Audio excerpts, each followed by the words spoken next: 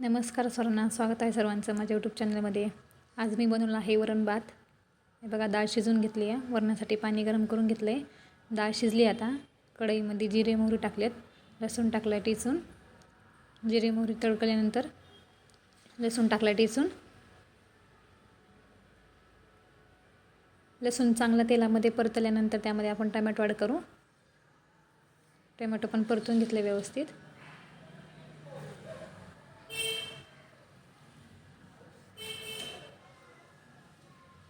हळद टाकायची. आता हळद टाकून पण हलवून घ्यायचे व्यवस्थित.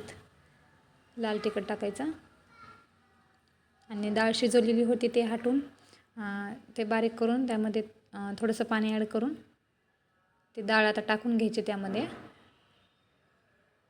लाल तिखट टाकल्यानंतर डाळ टाकून घ्यायची.